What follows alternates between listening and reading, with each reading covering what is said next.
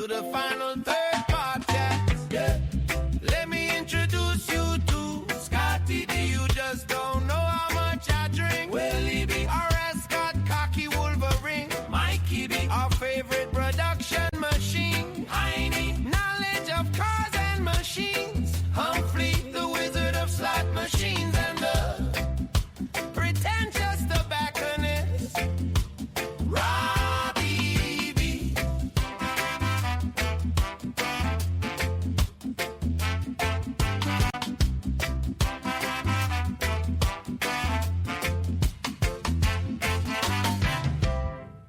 Welcome back to the Final Third Podcast. I'm Rob. I'm Will. I'm Scott. I'm Mike. I'm Alan. I'm Heine. And today we're going to be smoking a couple cigars that Alan brought back from Austin, so we'll get into those in a minute. First thing I want to do is thank everybody for coming out for our 4th anniversary week. It's been a really great week. Got to see a lot of people come in here. Thank you for the stories that people told me. We were very humbled by hearing some of the stories about what the lounge has meant to you. And just know that you guys mean the world to us. I mean, you guys are what made this special, and it's so much fun to have so many new friends by opening a business like this. So thank you guys for coming out for that. Also, No, thank you. No, thank you. thank you. You had a packed. You guys had some packed house nights. It's been pretty busy on the weekends, and this whole week we've had a pretty good week too. Some great. I mean, we had a couple of really good tastings. We had Redwood Empire and Stone Street out here. Both of those have been very surprising. I didn't know anything about Stone Street. That's actually a really good low proof bottle. And then the Redwoods, I wasn't sure how well those would go. I've had people coming in all week after we had that tasting, ordering especially one with the old fashioned. So I'm going to have to get more bottles of that. And then we did Elijah Craig, which always goes really well. Then Friday night we had Tyler here from Espinoza, and was able to have a nice little event with that too. It was a really good night. And then last night, Dave Ellison came out and jammed out some music. It was a really great time. We had a complete pack on the patio and inside. It was really great. So, again, thank you guys. It was a lot of fun. So, quick show note. Yes. Welcome to our new viewers on Facebook Live. Yes, Yeah. yes. We are now on Facebook Live as well as YouTube Live. Yeah. So, Heck yeah. It's by popular demand. yes. Well, yes, yes. exactly. Very All popular. tens of our listeners demanded. Popular demand way better than court order. Good call. Yes. Maybe it'd be punishment for some people in prison. They have this playing in They the have- prison. They have Yeah. to listen to the Right now. final Shouldn't be on podcast. Facebook in prison. Well, while you guys are getting everything lit up, I'll talk about this cigar a little bit. So Alan went down to Austin, Texas. We talked a little bit about that. We've got a couple of bourbons we're going to taste as well from that area. This is actually Babalu. They actually make the cigars themselves there in Austin, Texas. And really, I'm excited to try this because I haven't had one for probably 4 years now. But this is their 27th anniversary cigar called the Dark Shadow. Limited release. So this is probably not one you're going to find anywhere right now except for maybe down there. This one comes in with a San Andreas wrapper, Connecticut broadleaf binder. So that's kind of a cool combination because San Andreas always gives me more like the milk chocolatey, sweeter chocolate notes. Broadleaf usually gives you the bitter, dark chocolate notes. So having that combination, to me, it should come off as like a chocolate bomb. And then the filler is some extra aged Dominican Seco, Nicaraguan Ligero, and Pennsylvania broadleaf. So a lot of different tobaccos in this cigar, so I'm excited to try it. What do you get from Cold Draw? Honestly, I'm getting a little barnyard and almost fig, like Fig Newton. Okay. I like that call. There's a little fig. I could taste the fig Newton. Fig definitely. and alfalfa for me. Yeah. Yep. Yeah. Definitely some of that barnyard stuff going on. A little bit of that fruity note coming through. This Oh, is- yeah, it's very fruity. And I'll say, like, I already lit up. This is an instant chocolate bomb to me. Okay, Like, cool. Yeah, very, very decadent. Nice draw. Nice draw, yeah. too. Well constructed. And it looks nice. I mean, you look at the way it was wrapped, too. He's done a really nice job on wrapping these cigars. So, Yeah, The I red- got a big vein line coming through here, which Yeah. I love because I know that's Flavor flavor. bomb. Yeah. yeah. Yeah, not an aggressive retro, like pretty mild retro on it, I think. So far. Yeah, so far. Yeah. I was gonna say I just retroed 2 times in a row, and the second one I'm like, okay, it's already Yeah. moving in the right direction. Well, his description doesn't say anything about the strength level, so we could maybe talk about it and figure out the strength that we think it's going to be. Yeah, I'm interested because I had one already because he gave me an extra one, so I had one on Super Bowl Sunday. It surprised me because I talked to Rob about it before, and I think you had one before that maybe wasn't to your liking, maybe 4 years ago. It was okay. It wasn't special. Yeah. And so when I had one on the patio, it's like it kept my attention. It's like actually it's not bad. So I'm actually interested to see what you guys see. This has been in your humidor now for almost 2 months. 'Cause it's been about 2 months since I've been there. Yeah, and so our first pairing with this today, we're going to go with coffee right out of the gate. I want to talk a little bit about this. This is Mally Coffee Roasters. They did basically a collaboration with Indiana Bourbon Club. You all know I did a Jimmy Red pick back in, a couple months ago. So this is Jimmy Red High Wire Red Corn Bourbon, and these coffee beans were aged. Green coffee beans were aged 4 weeks in the Jimmy Red barrel that we had, and then he took those out, dried them for like 24 hours, then did a medium dark roast on them.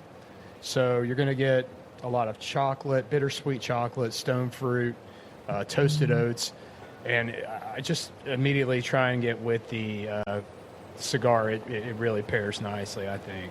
I'll tell you, the cigar, just taking the puffs and a little retrohale, it reminds me of you ever had the cayenne pepper chocolate? Where it's got a little bit of cayenne pepper in it. Chili The pepper. retro gets the spice and the flavor on it's chocolatey to me. That's a nice cigar. And this coffee is available for purchase on the Mally Coffee Roasters website. Just Google Mally Coffee Roasters. So, that's nice. Normally with coffee, I don't put like whiskey in it very often unless I'm doing like whiskey and cream, kind of Irish style. Yeah, right? I really want whiskey in this coffee. Yeah. Will said it that when he smells first started. like it. Yeah. It's like can I just dump some in here because it'd be perfect. Like It has. There's a the bourbon notes are super subtle on it, but that you do get it kind of on the back end. See, I get more on the front end. Like the initial taste of it for me is more of the bourbon, and then the aftertaste is like a coffee. So I get it on the front end. That's kind of how I rolled too. I felt like the tip of my tongue, some of the sweet notes come through. Yeah, the sweet notes came through, and then the aftertaste for me, the back end was, hey, that's just like a coffee to me. So it's very subtle, and I think part of that's coming from they're aging the beans green, as opposed, and then they roast them after the fact. Most of them I've ever had, they put the roasted beans in the barrel, and it soaks up so much of that bourbon taste that all you taste is bourbon with a little bit of coffee, and it's almost overwhelming in the coffee.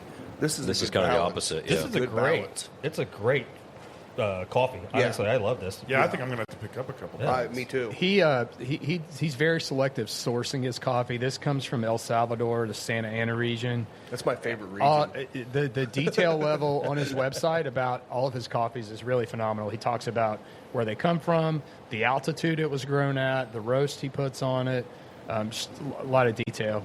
And he goes step by step of how he actually made it, which is kind of cool. A lot of coffees will kind of mask a cigar for me. This one's actually pairing really nicely with the cigar. I totally agree with you. I think this is like spot on, especially with this cigar. That's why I was the worried chocolate about notes bourbon. on the back end of the coffee are totally like right in line with this balanced. cigar. Yeah. It's not so far. Like I said, I would say it's mild to medium, maybe. I'd say probably at least medium right now. Yeah, medium. Yeah, I think flavor-wise, it leans medium. I'd call it a solid into heavy medium. Yeah, because there's so much flavor from it, right? Yeah. And we always talk about like that generic mild and medium full. It's not always the best descriptor because it doesn't have strength. Like if you take strength out of it, you could have a full cigar, full smoke, full flavor, full aggression, and no strength. Yeah. And that could still be considered a full cigar. And that's why I wish they would figure out a way to make it industry-wide what people are doing, because some people, you'll see their ratings on the strength or body, and it'll just be based on nicotine strength. Well, some cigars are a 1 or a 2 on our 5-point scale that are very, very mild cigars but have a ton of flavor. So I try to balance it out with flavor and body, or strength and body, so that way someone knows this is going to have a ton of flavor. It's just not going to be strong. Correct. So that's where this is right now. It's like medium plus on flavor, probably barely a medium on strength right now. Yeah, Maybe I'd not say even a full medium I'd yet. say a mild on strength so far. Yeah. Yeah, well, I'm waiting to see how the nicotine hits once we get going. I think once you get in the last third, That'll be the telltale. But it's not. There's so much flavor in the cigar, and my palate's still clean. Yeah. Like, Yeah. It's kind of nice. You know. And it's a smoke bomb. Look at that. Yeah. That's great. It's good. It's a good burn too. Yeah, It got a that's- little white ash. There you go. So if you joined us Magnesium. live, let us know. What coffee do you drink in the morning with your cigar? Yeah. Yeah. What cigar do you smoke with your coffee? Yeah. What cigar do A you have in the 58. morning? That's the thing too. I mean, we talk about. I mean, we all smoke cigars in the morning, and I've had a lot of people going. I never thought about smoking one in the morning. Man, it's a great way to start your day. Oh, yeah. Yeah. Yeah. I mean, it forces you to sit down and relax before your day starts. Maybe go through your email, get that stuff done, but it forces you to slow down a little bit. Or it's really nice on It's way Saturday. easier than yoga. That's true. I mean, like I said, it doesn't get in your way when you're on the toilet either. And stuff. I mean, you still have both hands. And so, Hey, I love a Saturday morning about 9 o'clock. Get my coffee, get my cigar. Hit the patio. I'm sitting on the Sit out patio there in the sunshine. sun. Yep. yeah. Yep, just letting the day come up. Yeah. Heck Very yeah. cool. Yeah, the other day, what did I start with? Le Bijou. Le Bijou. Had that with my coffee. It was just some Cafe Bustelo, light roast. And then was it yesterday? I'm sitting out there, had a 58. I can't sleep. I sleep like 4 hours maybe. Where still. I'm at right now too. So I get home at midnight from working these games, and then I'm up at 4:30, 5 o'clock with the dogs, feed them. Then I'll sit out front. I mean, it was like 60 yesterday morning, so I was sitting out front, a little rainy, but enjoying a 58 with letting the dogs run around, Yeah. drinking some coffee. That's what I do. Yeah. Yeah. Today's Say gonna I be a was- beautiful day. today's an incredible day. Look at It's it. sunny and 60 today. It's gonna be great. Oh, I sat outside for about 10 minutes this morning. Yep. Right now, I keep a camp chair in my in my dining room and throw the camp chair out there because my house In shambles. it's a disaster. Yeah. It's a total disaster. If you guys have ever gone through a remodel or an addition, We're in the or- middle of that small Oh. scale, but yeah. it's brutal. But does Yeah. it have that wood smell? Because I love like fresh construction. Oh, yeah. And you have that nice wood smell. See, that wouldn't bother me at all. Because if I'm out there smoking a cigar and having that nice wood You're smell, gonna see Alan out there Yeah, just except you sniffing got the walls. 11 guys out there running nail guns and saws and the compressor going on and off. And So- 11 guys. yeah. Oh, sorry, and one girl. Yeah. Yeah, I mean, Hey, there's one. nonstop, man. Yeah, yep, there is one girl in the crew out there. But yeah, it's just after a while, you're like, I've heard enough construction noise to last me a lifetime. That would. What time do they start in the morning? 7:30. Jeez. Yeah. I'm still in Prime REM construction sleep. time. Sun's Right. up, work starts. Yeah, they get going, man. They're out there probably right now trying to get the roof finished between I today mean, and tomorrow. they've got a great day to do it. yeah, and then more rain, possibly snow later this week. So Heck Tuesday, yeah. yeah. Winter's not over. No. nope, we're in second fake spring right Yep. now. Back when Yeah. bipolar were just females. Now it's the weather. Now it's the weather. It's always been the weather here, though. That was a joke, by the way. Just a joke. Just a joke. No one else laughed just for their safety. Yeah. So Heine, did you win again? I guess. One of the drawings here. Yes, he did. Yep. You, Yep. you got the luck of I Alan. know, but I want Alan's luck, and he can have mine. Exactly. I'd much rather be lucky at the casino. Yeah, no doubt. Yeah. Do you know which package you got? It was the first one. It's when he was. Yeah, the I don't one know right if that's next to when the he kept signed register. up for or not, but Well, thanks. We had some pretty good sponsored stuff in there. yeah. Aspen Creek. Aspen Thank you Creek, guys. yeah. Thanks, Derek. Very cool. Derek, for that too. He gave us some gift cards to throw in there, and yeah, we had some Elijah Craig stuff. They donated some stuff from Heaven Hill. Had some yeah. Oliva, I think, too. Yep. Believe it was in there too. So yep, and McAuliffe. So yeah, a lot of good stuff in there. Awesome. That's great. I'll tell you this. If you're going to give something away, make sure it's something usable. I'm at the Fuel game last night and I go by the 4-Day Ray table, and I love 4-Day Ray. Great little microbrew. Yep. And, yeah, so I spin the wheel, and they're like, oh, here, $5 gift card. I get home last night, I was on a coaster, and I look at it, and it says expires 12/31/2022. I think they will honor all of them though. Okay. Yeah, I 'cause they figured gave it's them to me, probably too. fine, but yeah. I'm like, 2022. I wonder if I go in there and I, Scott get goes, my sorry, whole guys, I was in get a my coma. whole meal and all Can that. I still use this? yeah. They're like, oh no, you can't use that. It's 2022. Well, that was, it's funny, like, at the field games, they have the puck throw, right? Oh yeah, the chuck-a-puck. Chuck a puck. So it was last year we chucked the puck and didn't win. And then 3 games later, I got a notice saying, "Hey, you won." I I'm like Oops. 3 games later, did they not like clear out the, That number wasn't sold again. Yeah, so right, just yeah. continued. somebody Yeah. chucked it and I won it. I still wanted to win that little Honda gas-powered scooter, the suitcase scooter. Yeah. Oh yeah. Those things are cool. They're way overpriced, but they're really cool. Yeah, our buddy Austin Mabry, he's been on the podcast from Ohio Bourbon Ohio, Collective yeah. guy. He works for Honda and he has one. Yeah. Yeah, and I've seen him riding it. It's crazy. You know what Yeah. came? You know where those came from? Uh, They were literally built to go in the back of a Civic. So when you get into town, you could park your car in a garage and then scoot on to work. scoot on to work Yeah. and not congest the city. Can't you just fold up a Civic? Yeah, right. Almost. If you hit it hard enough. By the way, Don't ask get my into wife. the bourbon now with this cigar. I wasn't gonna say it. She's not watching. All right, so Oh, she'll hear. This She'll find bourbon out. is delicious with this cigar. quickly pivoting, yeah. We started out with a pour of Weldon Rockfish, which from Weldon Mills Distillery, Weldon, North Carolina. This is a corn whiskey, 80 proof. A lot of nice, super light, but This is like what we do instead of cornflakes. corn Just whiskey. This is our breakfast pour. Yeah. Yes. Now tell us that difference: corn whiskey versus bourbon. Yeah, corn whiskey. It's got to be at least 80% corn, but it does not have to follow all the conventional rules of bourbon, meaning it can be filled in used oak barrels. Used oak, yep. They don't actually disclose their mash bill, but we know it's got to be at least 81% corn, with a little bit of malted barley and or enzymes. Okay. So no wheat, probably no rye in this, just straight corn and malt- barley to malt, help the- yeah. You know, Will, this might fermentation. be a dumb question, but do they ever use? I know you have like your field corn, you have your sweet corn that we all eat. Did they ever use sweet corn to make anything? Or is that- Absolutely. Yeah, Never. We've Oh. got it here. Old 55. Old 55 has They use sweet really corn. good sweet corn. Yeah. Oh, okay. Wood Hat was over there. They do it. Whiskey Acres has done it in the past. And then there's a lot of blue corns. Was Sweetens corns? Cove? Sweet corn's really I don't have any right challenging now, though no. Right, but because was that a sweet? No, no. everything likes No. to eat sweet corn. Okay. Deer, Yeah. birds, raccoons.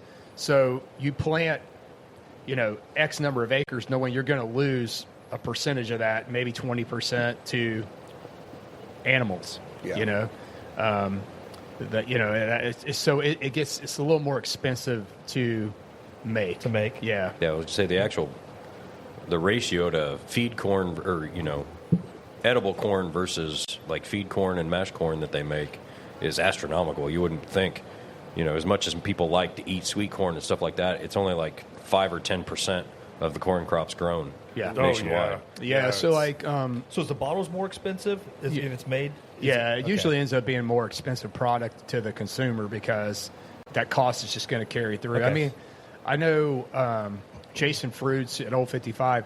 I mean, Rob, didn't he only plant like 10 or 15 acres of Something sweet corn? like that. Very small. He amount, might be doing yeah. more since he's releasing more product now. Yeah. But it was a very small acreage. And he'll tell you it's a pain. It's just Yeah. really challenging. He doesn't want to do it, but the bad thing is everybody loves it, so people Yeah. just keep buying it. He keeps making it. Do we get this? Do you know if we get the same amount of distillate out of a bushel of sweet corn as we do from Yellow Dip number 2 or any of the standard? That's a good question. I don't know. Because I think we talked about. I think it was what? It was like 5 gallons per bushel. Yeah. Of distillate. Yep. So yeah, I'd wonder if you get the same amount or not. You're You'd probably think you would definitely getting get- more flavor. You'd think you would get more because a higher sugar content Right. would lead to Yeah. more alcohol. I would think so, too. Yeah, you want Which the might help by having higher less the sugar acreage. content, the more there is for the yeast to work eat. on Yeah. and eat. Yeah. Yeah. So Right, I don't know about you guys, but before I took a sip of the corn whiskey, this was getting a little more peppery.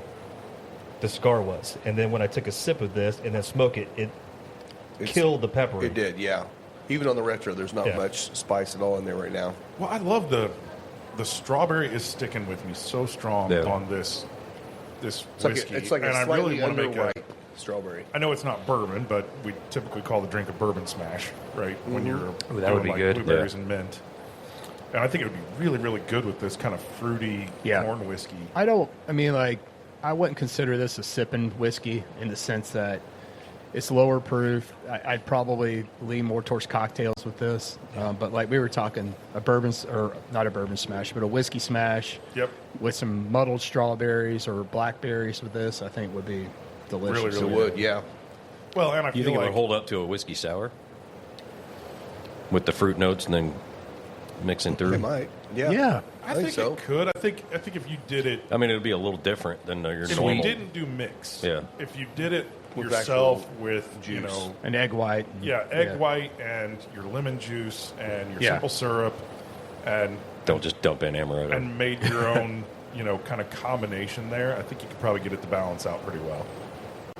And Yeah, I think I the frothiness of the egg white could potentially lead to some of these kind of estery notes that are in it to come up. to Yeah, the I top. mean, a whiskey sour from Fox Garden, absolutely. A whiskey sour from Applebee's, probably No. not. no, Well, it just not going to roll. it just made me think of the whiskey sour at Jake's, Oh yeah. Yeah.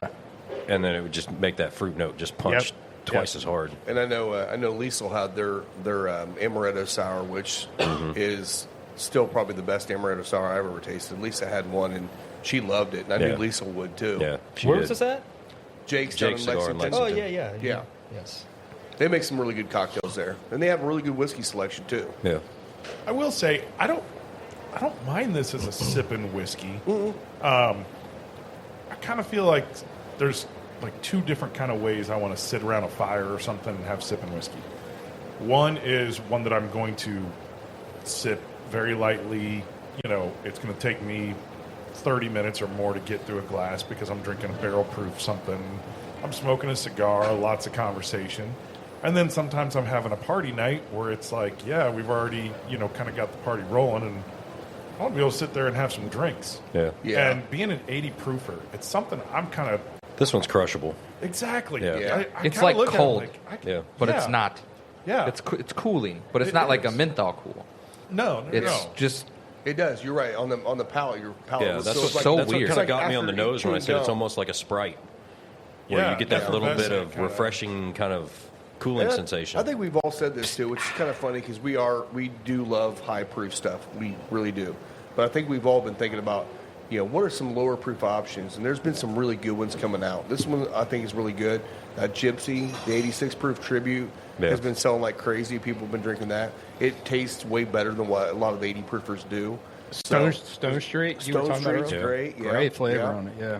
So, I mean, Hey, it's nice to see some good ones coming out. Next time we do, anybody's going to bring a cognac finish, let me know. I got a bottle of the Kirkland brand XO because I like a little cognac every now and I then. do too. yeah. And it was, I don't know, I think it was $50, something like that. Yeah. Which is a pretty good price for a cognac. Not bad at all. And it's actually really, really nice. Comes in not- a 10-gallon bottle. It's not. It's actually a weird, like it's really, really wide. It's super skinny. Like a Woodford and bottle, or? it's, no, like even wider and shorter. It's it's a very odd bottle. And Kirkland's a Crown Costco Royal? brand, right? Yeah. Yeah. So I don't know exactly where that's coming from. Yeah, I'm not sure either. Which distillery in Cognac, France, but it's really, really good, and I thought it'd be a fun experiment to have a little cognac and then go to a barrel finish, proof yeah. cognac Finish. Honestly, I would like that because we had some cognacs up there, the Kelt brand, which the Kelt cast strength cognac Oh, yeah, was that's- delicious. it's The really regular good. Kelt was great too, and it just took forever to sell. So it'd be kind of fun because I've noticed a lot of people have been coming in and starting to drink more Scotch. I mean, I had 5 or 6 bottles up there last week, and we sold through 2 of them already. And Oh, wow. it's like, so people are starting to drink Scotch again. I'd love to get some people in on some cognac as well. Yeah, and there's lots of good cognacs out there without being too aggressively priced. Well, I mean, the regular Kelt release is actually a pretty good price, and it's really good, but the cast drink's a little pricey. Yeah. But, I mean, again, if you're going to come out and get a $30, $40 pour of something really good, well, that's a good one to try. Hey, I miss the days of Remy XO being $135 a bottle. It's like Yeah. $200 now. Yeah. And I used to keep that on my shelf all the time. It was great after cooking a really good meal and having friends over and pour a little bit of that with dessert. Always Yeah. fantastic. But it's gotten pricey. Yeah. Will, can you get this? Can you get this at the store, or you have to pick it up? The Weldon Mills? The Weldon Mills, yes. Yeah, they don't distribute it into Indiana. I made the mistake of buying it online thinking they ship here, and then they were like, oh, you can pick it up at our gift shop tomorrow. And I'm like, I'm in Indiana. Can you just hold it for me, and I'll be there in 2 months? Yeah. They're like, yeah, sure. I'm like, okay, thanks. So, I've had a few of those where like won a free bottle on a raffle But or I'm- something. yeah, They're like, I'm- you got to come here, and it's in like North Carolina. I'm going to North Carolina in a couple weeks, so if you like one, I can stop and pick one I like up. this. Yeah. Yeah. Although it's really good. It is really good. And that's the thing. When you're out traveling, find a small local distillery and try it because you may find a new gem that no one's ever heard of. And let us know if you have, because I would love to. We always are trying to find something new to try. So that's what I did on that last trip we just did down to Kentucky and stuff. Is I hit a whole bunch of places I'd never even been before just to try different stuff. So That's what was shocking to me, that tiny little distillery over in Ohio that's between here and Columbus called Indian Creek. I went in there and I tried their stuff. It's delicious, but they could never make enough to even sell their customers. I mean, it's a tiny little still, but I got a bottle. I think you guys all tried it on the show. It was really delicious. Well, and the reason I really wanted to bring this on was just to kind of showcase what good corn whiskey can taste like. And no shot at mellow corn, but like when we think of corn whiskey, that's kind of the first thing everybody thinks of around here is mellow corn because there's not a lot of corn whiskey, right? No. So I think there's more expression with this one, and I think it's a very solid whiskey. So I agree. And mellow corn is Heaven Hill. Yes. Correct. Yes. I'm learning. I mean, what is it? Two here's years your gold or star. whatever. It's a cheap bottle. Yeah. And where does Where does Heaven Hill come from? Heaven Hill is in the Bardstown area. Good job. And You're getting there. They have 10 different. I didn't realize that they had there was 10 different. They had the barrel Brickhouse caps. locations. And stuff on the wall there. Yeah, a lot of brands. Yeah, Well, they have brands expressions in every category now. All right, so we're gonna pound you with trivia right now. So, but where did Heaven Hill Distillery get its name from? Heaven Hill. Okay, it was an old guy. Yeah, you're getting. Well, that's an easy out on bourbon. So what was everyone's his named name? after an old guy. Dude, What was his name? Oh gosh, I just remember I read more about the Five Brothers. There's two of us sitting here on the podcast right now with his first name. What's his name? Is this Will Hill? William Heaven Hill. William Heaven Hill. And the funny thing is, Willie H. when Heaven Hill bought the distillery from William Heaven Hill, they applied for the license, and they applied for it as Heaven Hill, one word, and it came back as Heaven Hill. And they're like, that's fine, we'll keep it. Yeah.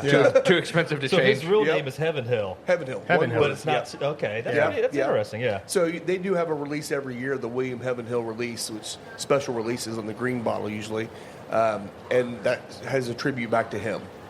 So we've had those on the show a couple times, but I'll make sure you can try that too. So good. I Very good. just lost thought because I was too busy with pimento cheese balls. Oh, dude, if you go down to Heaven Hill, go to the experience, go to the restaurant. Yep. Those pimento cheese balls and that sauce that they have on there is just absolutely gold. I'm getting ready to make something with my sauce. Oh, yeah? Yeah. I've been right. eating a lot of ours. Yeah. I need more whiskey. Where are we going? Oh, yeah, with let's go next. Yeah. Well, let's hold on to this one for last. It's probably the highest proof. So you want to pick one of the two from... So why don't we try the Eleanor since we don't Okay. you don't like the other one. Well, I don't know. We'll try it again. It's Amberana, but Ugh. I know. we tasted it. I remember trying it down there, and I wasn't a fan. You and I and Tam and Yeah. Chloe tasted Yeah, I it. and tasted stuff, it, and yeah. I think it's one of those things. I'd be interested to see because you didn't really hate it in No, a sense. but I don't.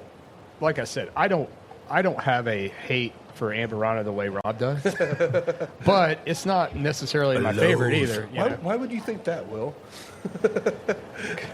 It's maybe just the eye roll every time the word Amberana Yeah. comes up. Yeah. His left eye starts twitching. He's, So the Eleanor, when I was down there at Crowded Barrel, the Eleanor is kind of like their signature. Yeah, this is their first distilled product they Yes, made. the Eleanor. Yeah. So they were up to Eleanor 19. This is Eleanor 11. They found an extra case, stashed in the back, and so they brought it out for sale. And he goes hey, you have the 11, which was voted, I think, one of their tops Yeah. of the Eleanor. So They've won a he's lot like- of awards down in Texas. yes. somebody new's here. We can finally sell one of these bottles. They're like, sucker. I don't have the cork. I don't know. Don't slide it like I did. Yeah.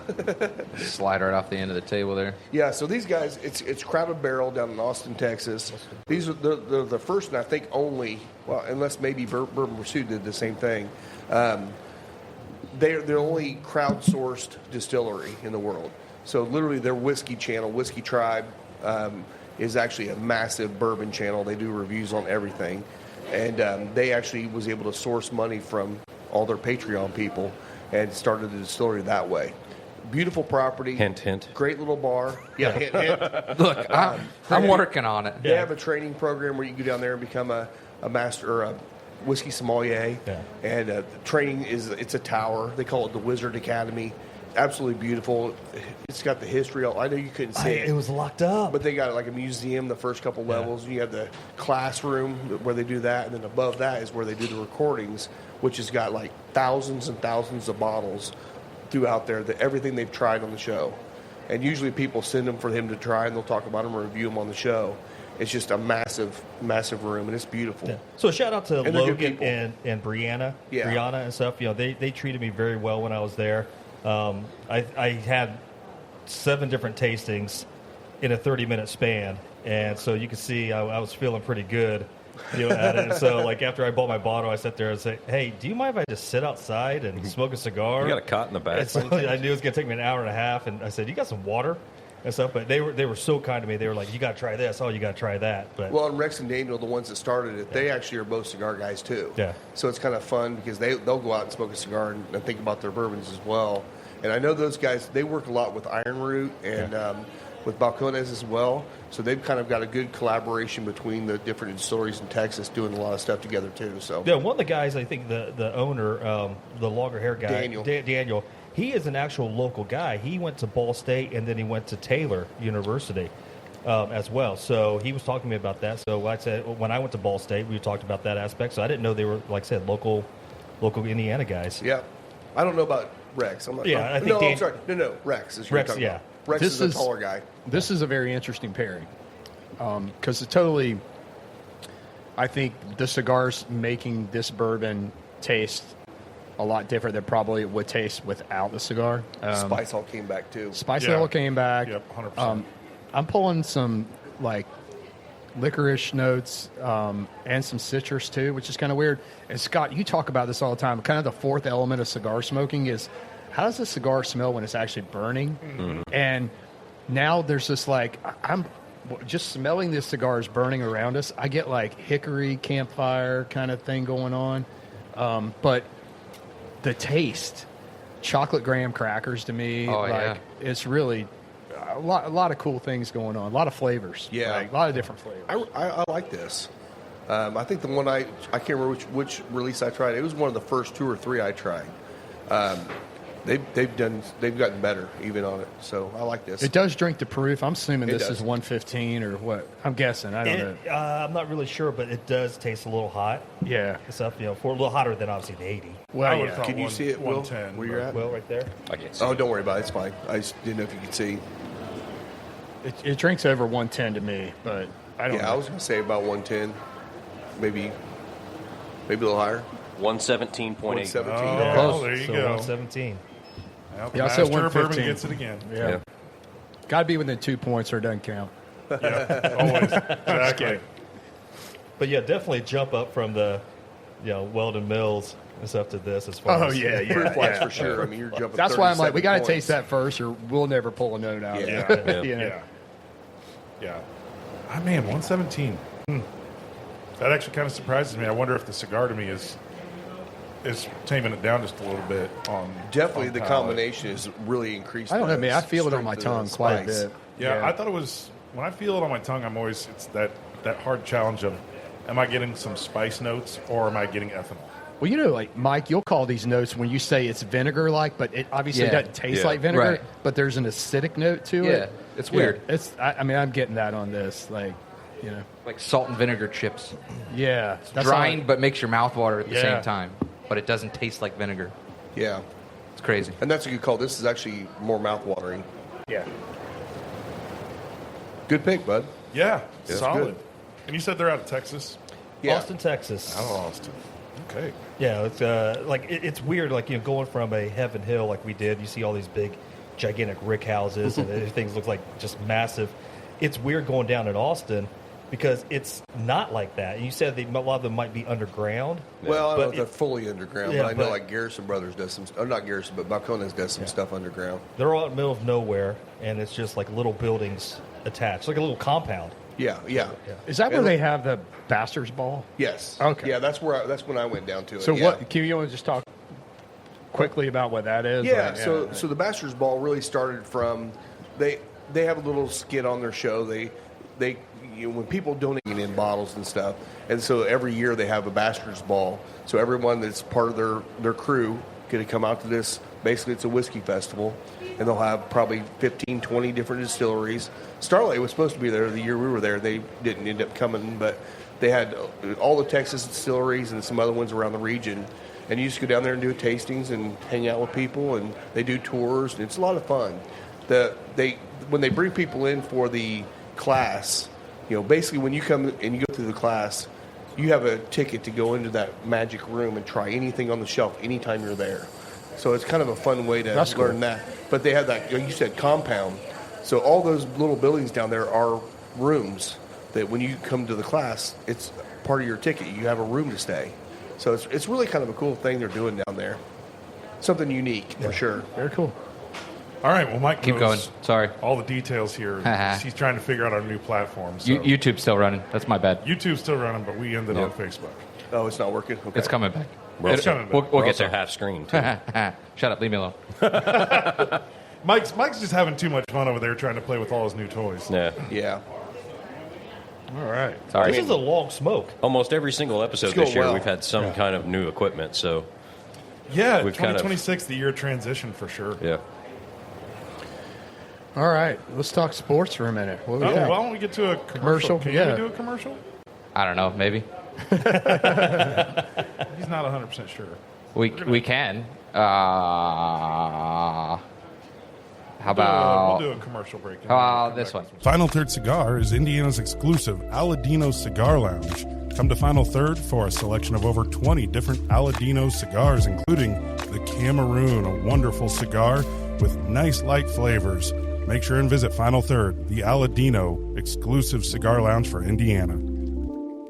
Thanks to our friends at Aladino. Thank you, Aladino. Speaking of Aladino, we'll be having them out here on Derby Day, May 3rd. And we'll be doing an Aladino event that day and watching horse racing all day. So it's going to be a good day. Is that the white? No, that's No, McAuliffe. that's McAuliffe. Can't say what. Good try. Yeah. Good try. Sorry. McAuliffe event's April 9th. The white release party. April 9th, that's it. I Yes. should have some whites in here any moment. They shipped last Monday. I'm not sure why they're not here yet, but we should have some whites on the shelf here soon too. Dude, I- I forget what day it was. The UPS truck backed up to the front door, and we're like, "Oh, it must be a big delivery." And I forget who was sitting next to me, and they go, oh, "Maybe it's the whites." Yeah, yeah. I was hoping they'd be here, but I'll probably get them tomorrow. So I'll be in here tomorrow. To I get know 'em. they've had some launch parties because I follow Lauren just for business purposes, and so I just noticed that they're having a lot of like white launches. Yeah, they are.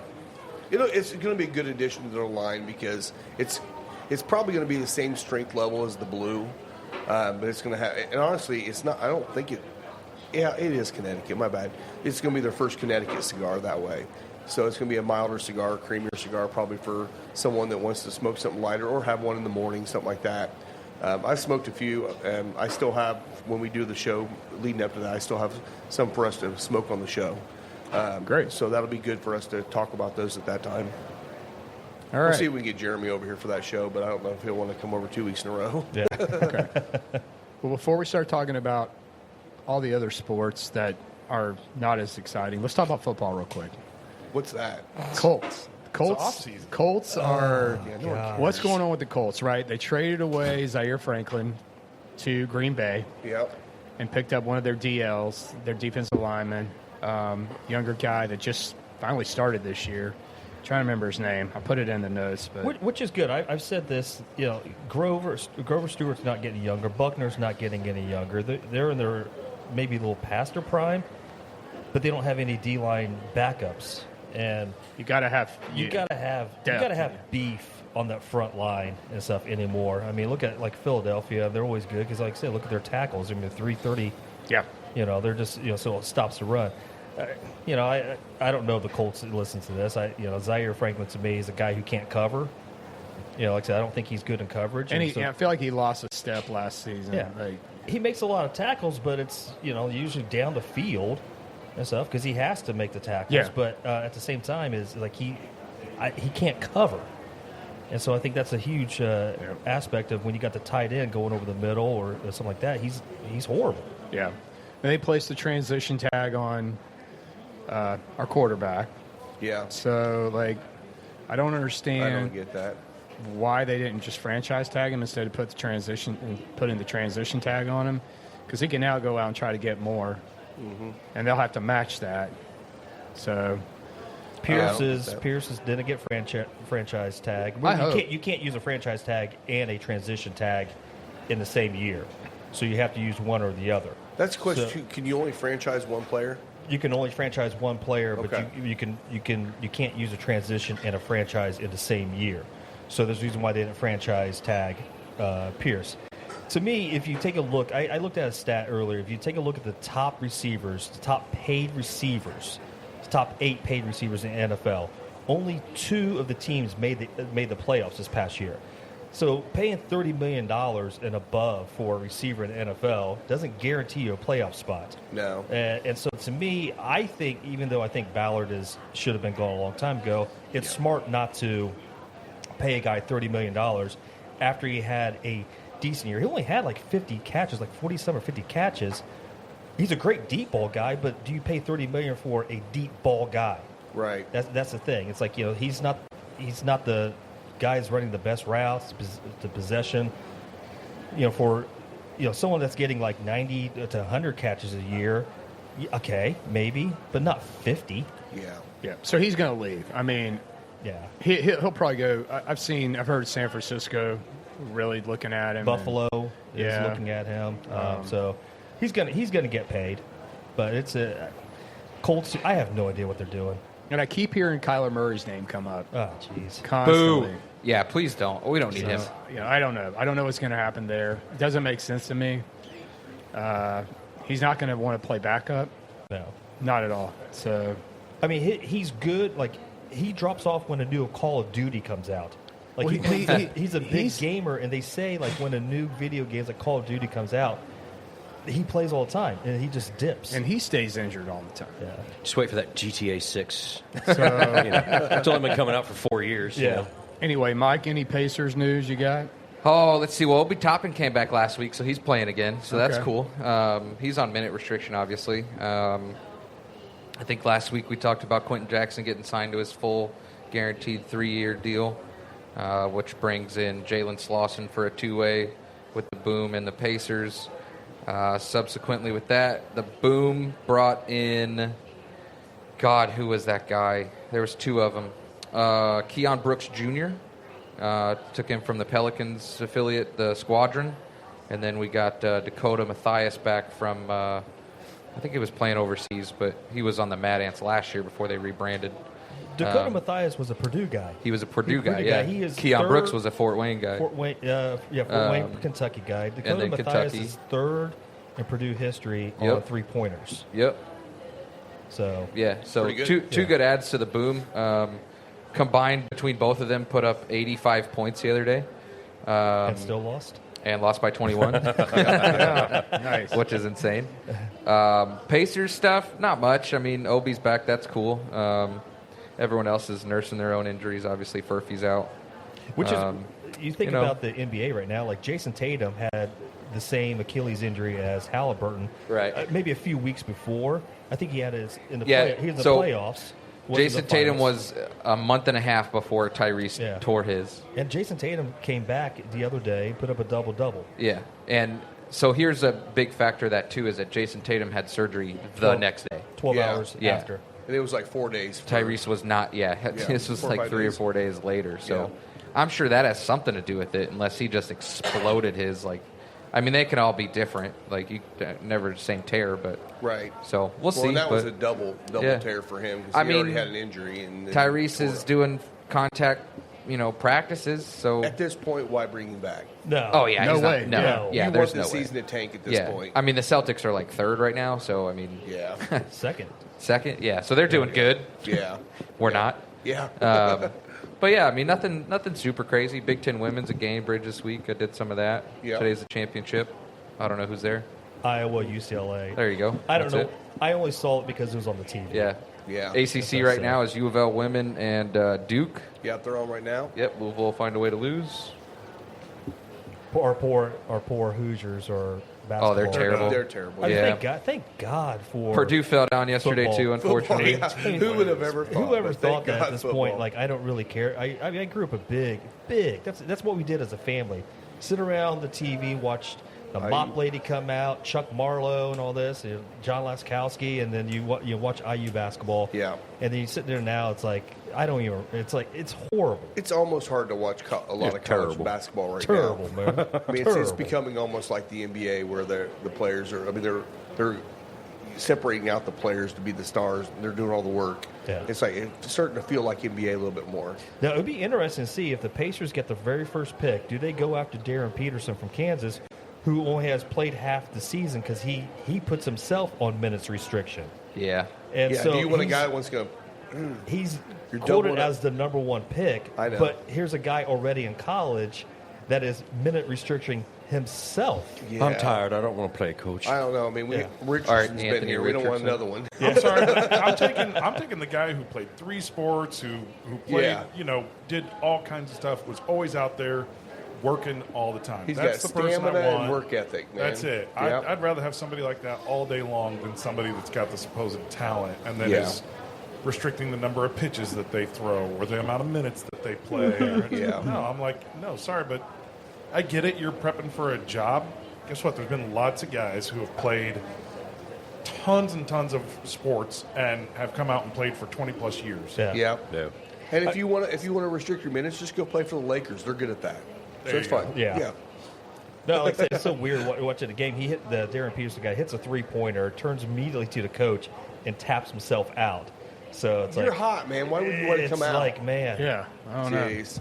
And it they- wasn't a blowout. It was in a tight game. tight game. Jeez. Well, last night the Fuel got a good win. They did So it's overtime. good to see them which, get a win. You know, they've been pretty bad on special teams all season. So Yeah, and Re- for they them had- to be where they're at right now, I mean, they're solidly in the playoffs right now. yeah, they are. The Fuel are? Yeah, They are. What They the- started off really, really bad, and they take it on now. They're actually doing pretty well right now. Yeah, they've really. Now, I come will on say strong. the rest of the league has not been blowing anything up this year either. No, But it's they're doing definitely well. more of a balanced year this year. Yep. Drop no it. major. Drop it. Oh, that's so they started that. this- Not the topic. It's a joke about the refs. Yeah, I mean, it's kind of funny that there's now like this universal thing when you're getting fed up with delays in a game. I do it at work. Yeah, people yell drop the puck. You can be at a basketball game. Waiting to Drop toss the the ball. ball for Yeah, the it's tip. like drop the puck. Like that's become the universal. Let's get this game going kind of thing, no matter what the sport is. So now at the Fuel games, they've got a sound bite when the ref is just standing there. It goes, drop it, and then when he does drop it, it goes, good boy. Good boy. Good boy.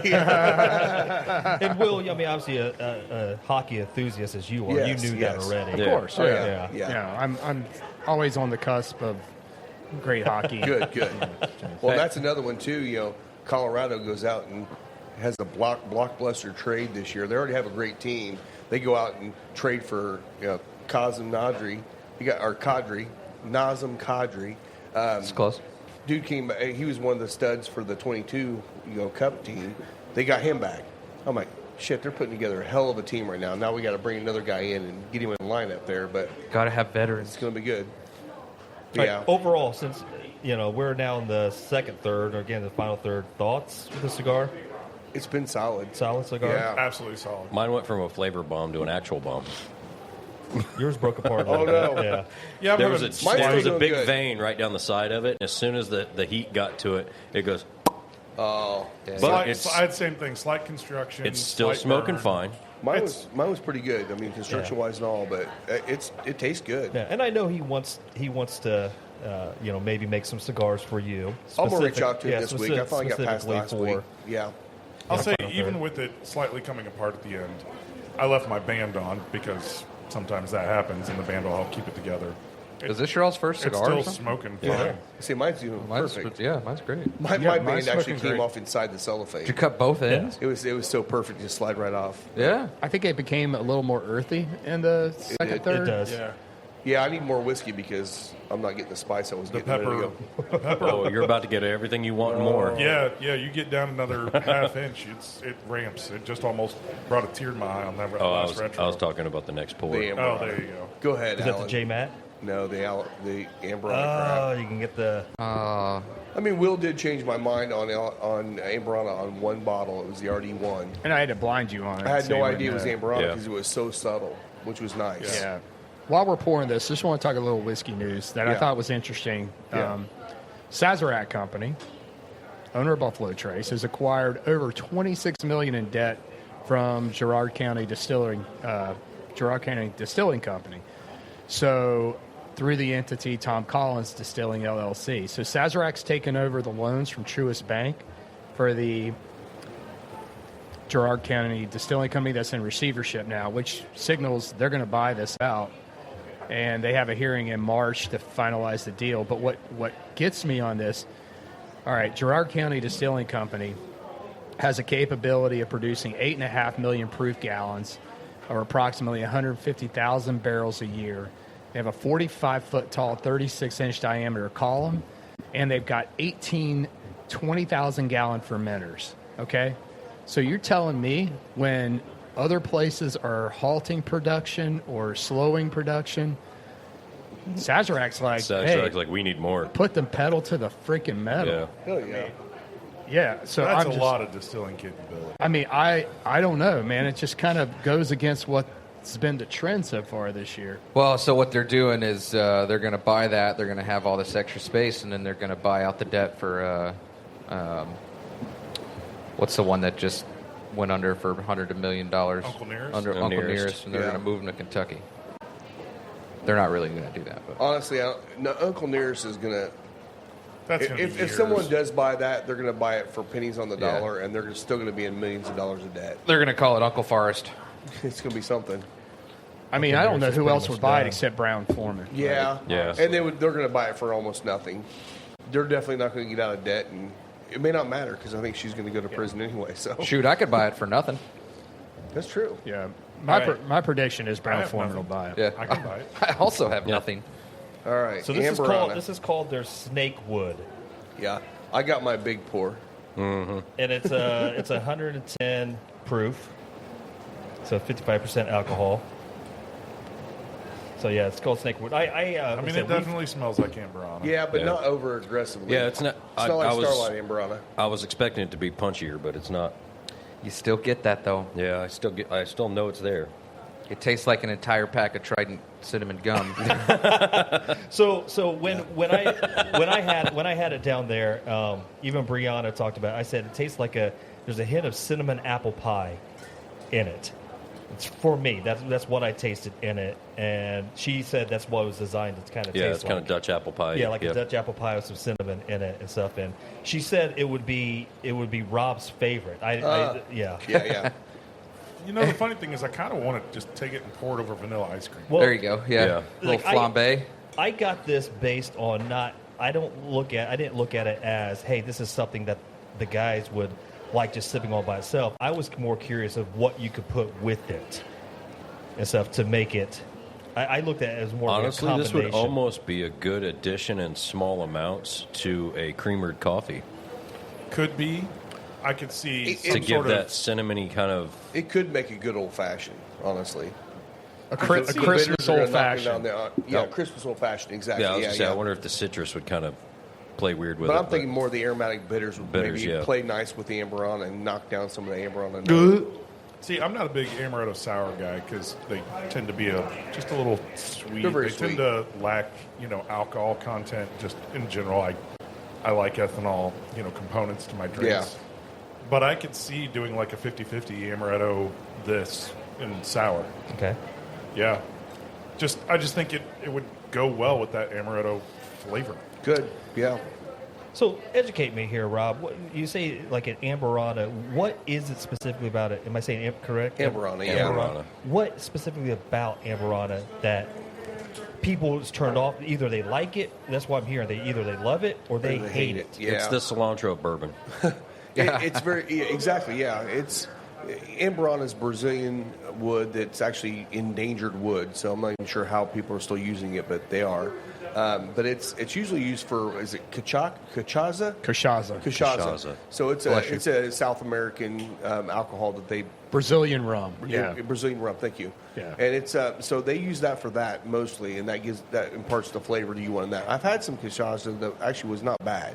It worked with that type of alcohol. With the whiskey, I think it pulls out way too much, especially if you leave it in the barrel too long. Yeah. I think it pulls way too much of that barrel out. And usually they're getting barrels that are already used, so they're probably a little bit damp anyway. Starlight, they'll put theirs in the barrel, and they might have some in there for over a year, and it's just overwhelming to me. But I think it's just a flavor. Some people call it Cinnamon Toast Crunch, but it's like, I don't know. It's just it's not my jam. It's one of those things we've talked about before where a little goes a long way.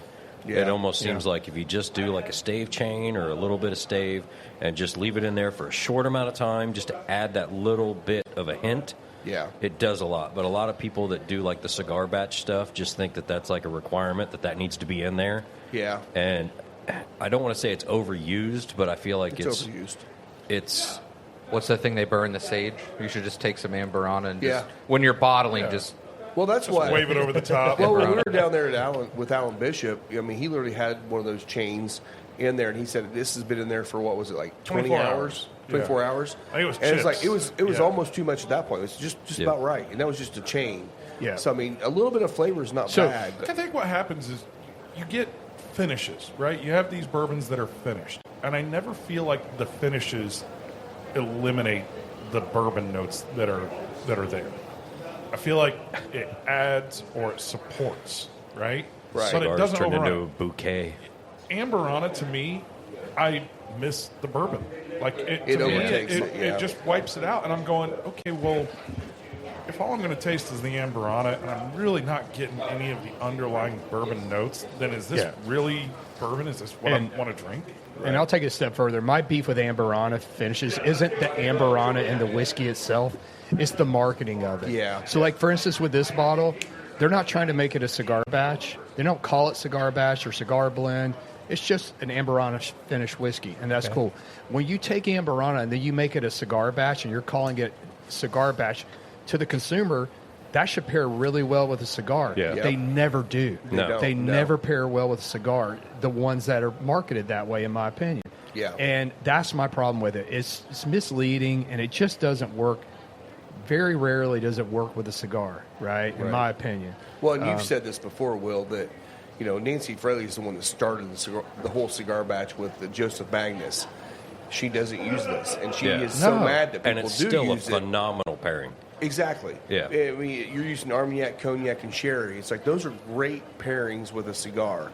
So when she did that, and then I started going Amburana, I mean, you even said she hates the fact that people are calling that cigar batch because it's not. And I'm not mad about this. I mean, it's not overly aggressive. It's there, but I've had way more aggressive Amburana Oh, yeah. finishes Oh, than yeah. this. Again, it's how it's marketed to the consumer that I have a problem with, because I agree. It's people just see cigar batch on the shelf and they're like, oh, this is going to be great with a cigar. Yeah, if it's Amburana, steer clear of it. And again, Honestly, I wouldn't have minded this in the coffee we had. might not be bad. Guess what I just did? Well, like I know Tam and Chloe had it with us, and they both liked it. It Yeah. probably maybe it fits their profile. So Could be. Tam just got herself a new bottle. Did she? There you yeah, go. There you I'll go. Give, I'll give that to Tam. Well, I'm gonna try not to kill the feed again. All right. If you're watching on YouTube, not on Facebook anymore because I killed it, you can see what we were talking about. The RD1 uses this stave chain that's the Amburana that they stick in their barrels. Yeah. So, it is cool. It's cool to see, but Yeah. like Will said, some of it's just too much. But you can also it's do that just with too oak. long. Yeah. Which is what, JMAT does when they, they'll just stick a stave in the barrel Yeah. and just put chunks in there, which is, awesome. Yeah. So, yeah. Well, and that's the thing too, like cigar batches. The one thing I know Will's talked about as well, Drew Black just created that Robusto blend that we have here at the bar. That is a true cigar batch because it tastes, it works with a cigar. And it's not any finishes. It's all just blended whiskeys. And he pulled the right whiskeys together to create a great profile with a cigar. And I like even more than the finishes to make a whiskey for a cigar. So, And shout out to them for their event Friday for their opening of their tasting room. That was awesome. Crushed it. He said he had a goal for the sales that day, and they doubled it. Yeah. That's great. Good for him. Wow. That's great. Yeah. I had the Hazmat Legacy, and it was all it was expected to be. It was strong. It had a really Haven't good had that one balanced yet. flavor, though. It really surprised me. I was expecting it. It actually drank more like it was probably like a 130 to 135. It wasn't quite as harsh as I thought it would be, but the flavor profile on it was just rich. And, you like a dark, rich chocolate cake. Yeah. You get that richness of all the chocolate, and you're like, okay, a little bit of this goes a long way. Same way with that Hazmat. It was great, and you wanted more, but you got to a point where, like, this one Glen is going to be perfect. Yeah. Because it's so rich. Well, and that that it just- bottle, that was his legacy bottle he Yep. put out for the grand opening. If you want one of those, you can only get that at the tasting room, and you probably need to get there quick because it may already be gone. Well, I think they were only doing it as a raffle, and they were only giving away the right to purchase for 12 bottles, and the rest of it is just going to live there for shelf stock. And they'll probably have it there where you can get pours. Yeah. You may not be able to buy a bottle then. Yeah, Okay, gotcha. I think the way it was set up was it was 12 bottles were going to be raffled off as a right to purchase, and then everything else was permanently just going to be for sale stock on the There you bar. So Well, and then I'll give another shout out to Heaven Hill. When Alan and I were down there, Lindsay, our tour guide, she was phenomenal. Oh, she she was did a great fantastic. job. We got to try some great stuff. I mean, they gave us a full pour of Unity on the bar there, which that's a special bottle. It was so good.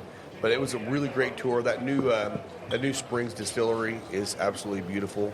It's not even close to being ready, but it's already that bar, beautiful. the bar inside. The bar's Oh, my gorgeous. gosh. The bar reminds me of like a high-end hotel Yes. where you're walking down the stairs to get to it. It's beautiful. Yeah. So- and that will be open to the public. Probably Like, I later felt this fall. underdressed I was because I gonna didn't say- wear underwear. just make sure that you can't just pull up there and go can't. in. You have to book a tour through the original location to go Yeah. to the other. Yeah. Don't So- just pull up out front and read the sign and be like, oh, well, that sucks. We're a little skewed at this point since we did Amberana before this one. So I'm going to give out a wild nose on this one. Wild nose. Do you remember those little tiny screwdrivers that had the clear acrylic with the red The on wax. Wax. it? That were like Stanley, oh. that you found in like your grandfather's toolbox? Yeah. Remember what those smelled like? Yeah, the toolbox. Yeah, Yep. I know. Yeah. It smells like an old. It does. Smells like a Toolbox. 1963 It's like oil, red oil that's toolbox. In the toolbox. Yeah. You smell the oil. Yeah.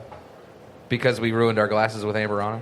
That's what it reminds me I of. barely put it. I washed it That out big really good. metal red toolbox that your grandfather used to have in his Dude, garage. you're not wrong. That's actually Isn't that really weird? good. Oh, it That's is. I hope it doesn't 10W30 taste and like that. WD-40 mixed together. Yeah. Yes, Oh it is. God. Jackie Zach can't be so proud of you right now. I know, right? I It just brought reminds back a me. memory. Look at that. Box. Hopefully, it doesn't taste like that. It doesn't. I'm not So- saying I licked screwdrivers when I was a kid, but He But just you smelled did. them. Here we you did. probably did. I probably did. can I smell your toolbox? So, Will, this is the one that you and I got to try down at the distillery. Yeah, So- this is kind of a special bottle for J. Mattingly. This is their very first release of their own distilled product. So this is a 2-year. Oh, that's good. 2-year wheated bourbon, 66 corn, 24 wheat, and 10 malted 10 barley. barley. Yep. Yeah. So Wow. Congratulations to them. Yeah, don't Yeah. let that You know. 2-year-old note fool you because it's I mean, It does not look at the taste color too on that. Yeah. That does not like It's 2 years at all. beautiful. I've Yeah, seen I some mean- 4-year that didn't look like that. Yeah. Exactly. it And does, it's got in the legs sense on that like glass and- it doesn't have, for it to be a 2-year wheated bourbon, it really drinks older to me. Yeah. Like, doesn't have the grassy, earthy notes that I normally get in a young whiskey, especially a young wheated bourbon. So for this to be 2 years, I don't know if they aged them in maybe smaller barrels. Maybe they did 10 or 15s on these. I don't know that. But these weren't even. They've already had one release of this, and they're holding back for a second release. So their master distiller Curtis can be in the gift shop and sign the bottles. But I get a very distinct note. I mean, Mike, you called it, but it's buttery, buttered popcorn, butterscotch, butter. Soul butter. oh yeah. And that is congener in fermentation, diacetyl, which is definitely there. It can be too much. It can overwhelm it. And if it goes the wrong way, it's not butyric acid. Butyric acid is more cheesy, honestly vomity, bad taste. It gets that blue cheese feta kind of funk. But this is not that. This is the more of the butter. This is diacetyl. You know what this actually kind of almost makes my brain think? If they made Cracker Jack with movie theater butter popcorn.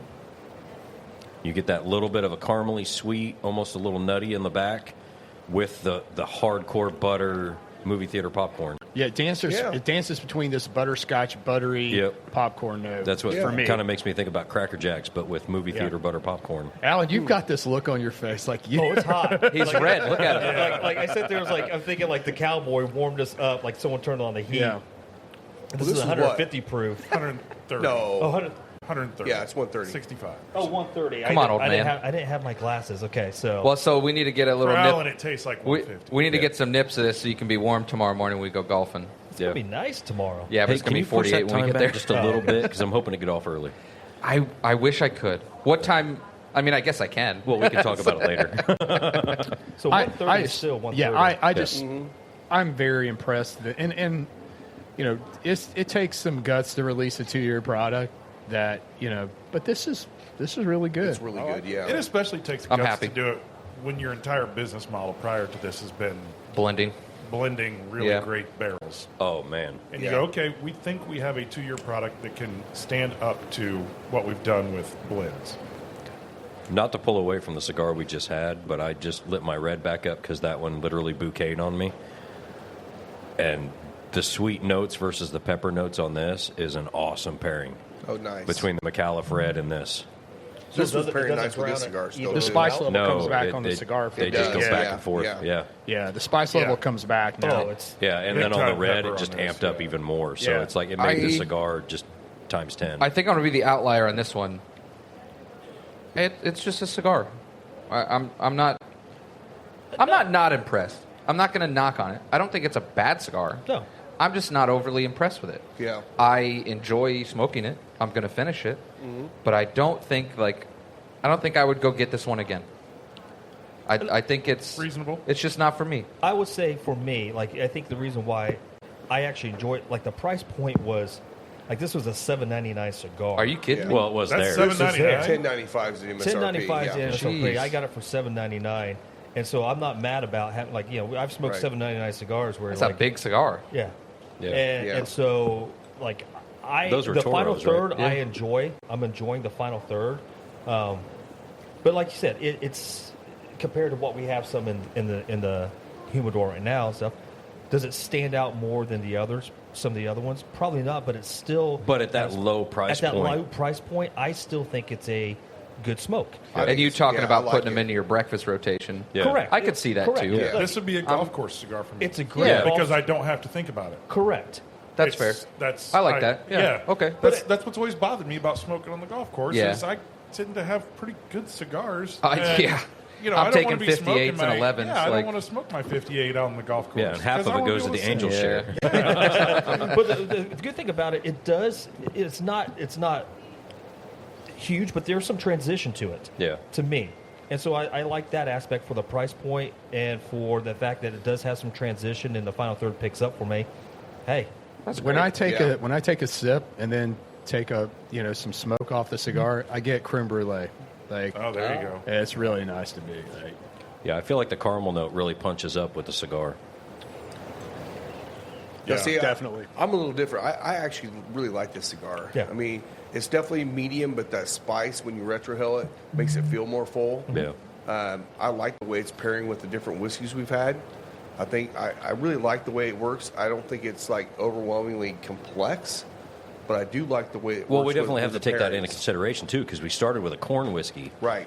And then transitioned, off of that to a 115 and now to a 130. Right. And so far, the cigar really hasn't, it hasn't been underwhelming You with haven't the lost it. pairings. Yeah. And I know, it's made a you difference guys- every time. You guys had some construction issues, but I didn't have I mean, I haven't Mine's relit. been- I haven't mine's touched been it. Like, perfect. Yeah. I mean, I haven't had a problem. So, at all. Mine Not mine to had that. a big vein in it, and as soon Yeah. as the heat got to it, Yeah. it opened up. I had a big vein as well. and I was Caught some kind of weevils. ashing all over myself, so I went ahead and put it down. But I could have smoked through that if I hadn't been distracted by Well, and everything I would else also going on. say this: I know you always pull your bands right Yeah. away, and I never do until I get the burn close to the band. kind of helps. This is certainly a situation where I think I came out better than you. Yeah. Because the band is a stopping point. So if you start to see where that wrapper comes loose, and I had the same thing, I had a big vein on the outside, Yeah. which is awesome because you get tons of flavor when you got that big The vein, there, yeah. right? It's going to add to the flavor Trying of the to cigar. keep a straight face. Every time he says Grow vein. up. Vein. I'm sorry. It was a big veiny cigar, all right? What do you want me to say? I'm It was- sorry. Yeah, this guy knows what I'm talking. He's laughing over there. Yeah. Okay, but seriously, the band in that case did me a favor, and I know Yeah. you always pull yours. So, Yeah. inspect your cigar. Take a look. If you see one of those, one of those large veins running through the edge, maybe make sure you leave your band on because Yeah, you might. I pulled my band before I even Yeah. looked at the cigar. And So there's nothing you can do about it. I mean, that's part of some the leaf. some Yeah. cigar rollers are gonna get rid of that vein, and they're gonna change or put that as a filler instead Well, of sometimes a they don't have a wrapper. chance because if it's a wrapper leaf, you Yeah. have to use That's all that you for got. the wrapper. Yeah. Yeah. And some of them are going to have bigger veins than but others because it's at part of a the leaf. same time, do you leave it because you know it's going to be a flavor bomb, or do you go ahead and just discard that and chop it up and maybe use it for filler in a different cigar or whatever? But Pipe tobacco. who knows? Yeah. Yeah. I'd almost assume just leave it and let that be AJ? Flavor, yeah. flavor. So I'm I a agree. couple weeks behind because I've been out at work. I finally smoked the Tres Hermanos yesterday. Oh yeah. What'd you think? That one, that was killer. That's Yeah. great. That That's was a great amazing. cigar. Yeah. Yeah, it was. I just had it with coffee, but I mean, it was fantastic. I really like that one. Yeah, that one I think is so much better than their standard because it had age on it, right? It's like 6-7 years age on that, so it makes a difference. It It does. really does. Like, That was great. Their I want cigars more of those. are usually pretty good right out of the box, but when you get one aged, they're really it's good. special. Well, Yeah. maybe that's maybe that note about looking at your cigar to determine when to pull the band, or I mean, I know you're Yeah. kind of odd man out on that and pulling your band Rookie. right away. Idiot. No, but I'm sure there's other people that pull the band right away. Well, And I there's mean, nothing wrong a with lot of that. times, especially if you get where you forget and you get sidetracked, you're talking, you're having a good time, and that ash gets really close to your band. Yeah. it's harder to pull it off because you have less to hold on to. Correct. And I've gotten to the point where I'm just like, I'm not going to mess with it later. I'm just going to pull it now. But you also smoke a ton of McAuliffe, and those come off easy. They do. Yeah. So if you have a brand like, again, I love Or Espinosa. even the If you buy Espinosa, put it on the They're foot. not good. Yeah, on the foot. Yeah, I mean, So- it's hard Yeah. to take those off So much glue. early or late. I mean, Yeah. if you get it hot enough, yeah, that glue kind of gets warm. You can kind of pull it off easier. But sometimes those bands, especially if you smoke it down to the band and then you pull it off, it's going to be really hard to rip all the little Yeah. pieces off of it. I finally had the ones that had the little fuse taped to the side of it. Yeah. Yeah, I had one, the firecracker. Yeah. Yeah. Me and Alan went golfing last week. I had one of those left, and I smoked one of those, and I couldn't get it off. I It was blew, glued. I blew wheels apart. I tried to cut it on the road for him, and I cut it with a V cutter he has, and it just blew It the rips whole it. damn It thing still off. smoked Oh my God. fine. Yeah, but it rips it because there's so much glue down there. Like, Yeah. Oh, it's ridiculous. So Yeah. I would say if you ever did bring in a final third cigar and Yeah. stuff and have them do, I would definitely buy it. And stuff. The good thing about it is somebody like him, we can dictate what the blend is. Correct. Yeah. So obviously, I would go stronger than this one Yeah. because I think that's a lot of our clientele. It's it's me too. Correct. So we could definitely work with a blend, but construction not wise, I about mean, other than a couple of you. it was really. I mean, I think it's been good. Yeah. Yeah. Yeah, I like this J Mat though. This is great. Yeah, It yeah, is good, yeah. yeah. It's a Kudos to funky- those guys for, releasing And- their own distillate. And I don't think they're ever going to get away from the model they have now. No, they're going to no, keep doing no. barrels. They're going to keep sourcing great barrels, but this gives them another avenue to be Yeah. able to sell more bottles. They So- can expand to the front parking lot and kick out Buffalo I Trace. don't Yeah, get Buffalo Traces Yeah. trailers out of their front lot. They're never going to distribute this. This will No. be gift shop type stuff. They'll do with Yeah. special one-offs. I mean, but even then, when I was there, some of the stuff they pulled out from behind the counter and from the back office that they don't have available for sale anymore that they'll let you try, phenomenal. yeah. I mean, they have that regular double oaked, and then they pulled out the one from the back that was their rare or specialty double oaked. blew the original one out of the water. Yeah. And he's like, oh, we don't have any of these for sale. And I was like, dude, why'd you let me try it? Because now I really want it. But, yeah, I mean, they were killing it with everything they had. So we've now heard from both of you about, try this, try this. It brings up a point. When you go to these distilleries, if you're a fan of bourbon and you've tried a lot of different stuff, don't hesitate to open up that conversation. Because bourbon people like talking to bourbon people. Yeah. I found that it doesn't matter. You don't have to be associated with anybody. Well before we, had this podcast going and I was on it, I would sit and talk with bourbon people, and they want to share. Yeah. You're at a distillery, and you start talking to them, you're like, oh, man, I had this, and it was this mash bill, and, how do you guys handle this process? Or, what are you thinking you're going to do next with this thing? They get excited. Oh, yeah. And they absolutely want to share, and they will pull bottles out. Oh, They'll yeah. pull bottles out of stuff you've We never had that heard at of. BBC. We were part of a tour group that was all a birthday party that could care less about what was happening. But, we were answering the questions that they were asking that nobody else knew the answers to. We were, invested in learning what was going on there.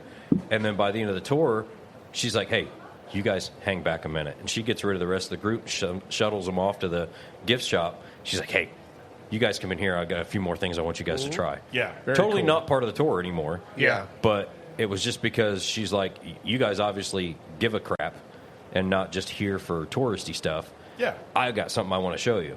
And it was the same with JMAT. I went to JMAT, started talking to that guy. Yeah. And I did a 7-flight sample and then turned around and I had a whole stack of sample cups after the fact.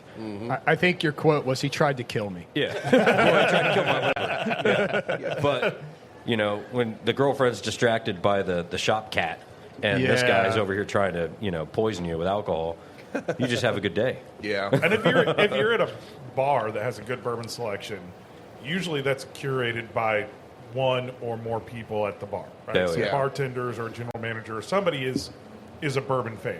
Yeah. And you can tell the difference between, some high-end restaurant where you go in and they just get these bottles because Yep. they know that they can sell it and they don't know anything about it. They're not bourbon people per se, right? They're just pouring. But if you get somebody who's curated this great bourbon selection at a bar and you start talking with them, they will pull bottles off the shelf so fast. Yeah. Oh, They'll yeah. be like, you need to try a sip of this. And they will pour you tasters, and you'll get to try some really incredible stuff. So Yeah. I think it's something Like that gets marshmallow. missed a lot when people go out and are, this is a relationship Well, type I mean, thing. It is, yeah. Stop and think about it. Anytime you guys get a really good bottle that you're excited about, what's the first thing you want to do? Bring it in here. And Bring share it in on here the and show. share it with everybody here. Yeah. Yep. Hide Yep. it.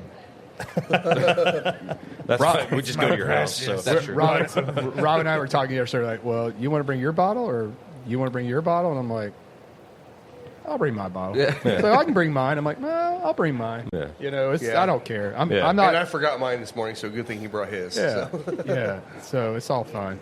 So Well, we and always that's the have a other thing, plan. too, is like the last time we went to Bardstown, my whole point on that trip was to taste everything that's experimental.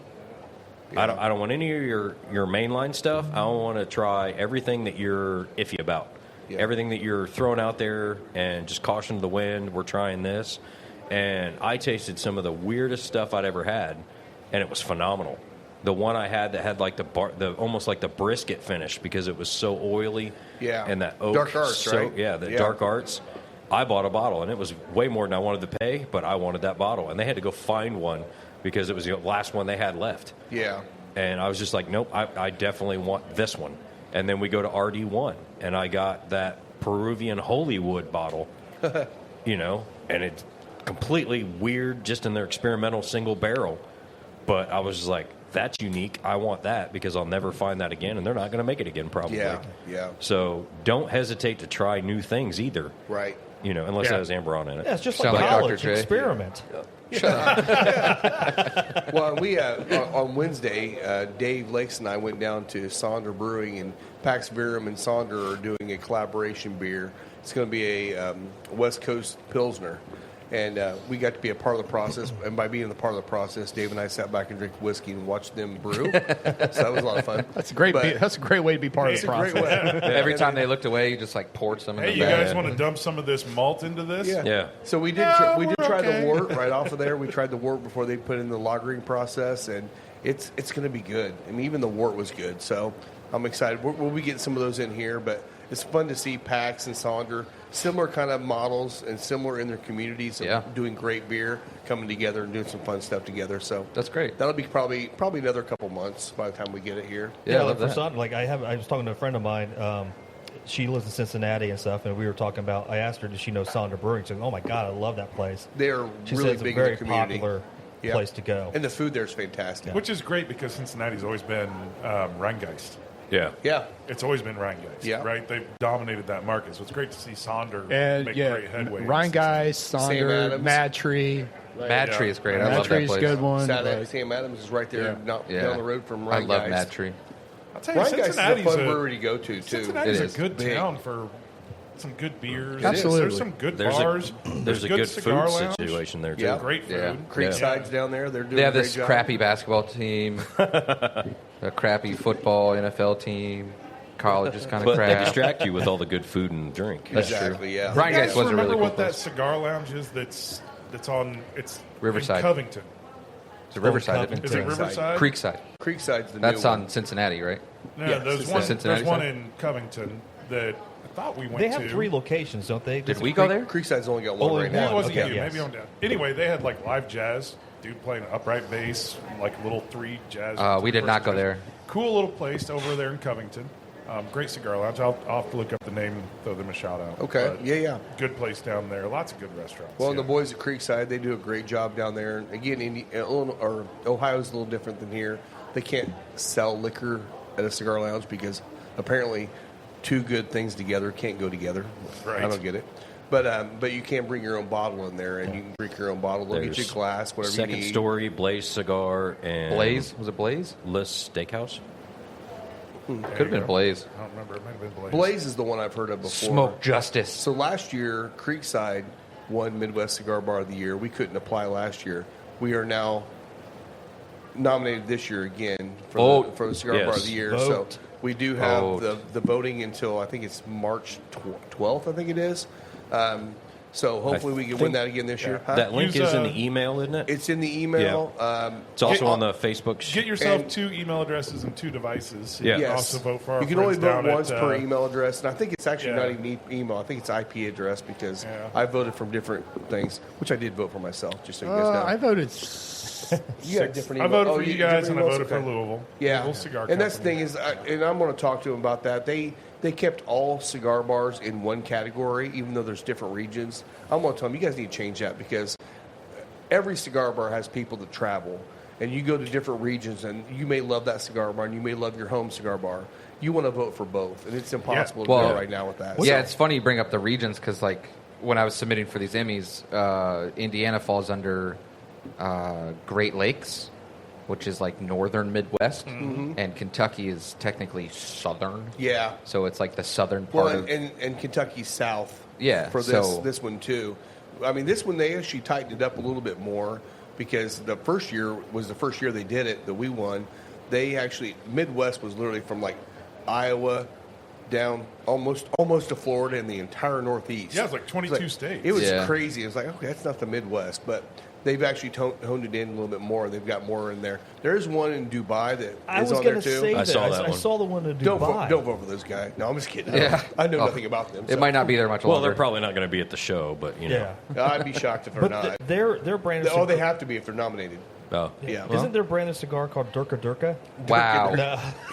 Wow. Skirting right past The that views and one. opinions expressed on this podcast are not necessarily those of the final third. Yes, yes. That was a great. We were talking Way about to go, Vietnamese. no, we were talking about Team America yesterday because I was wearing a pair of Chuck Taylors and Grant was like, "Those are nice shoes." And I was like, "Yeah, I've had them for 21 years. I got them at the Mall of America. I bought them and then we watched Team America World Police, Yeah. and that was from that. It's oh, Durka Durka Durka. America. All right, so comments. Yeah.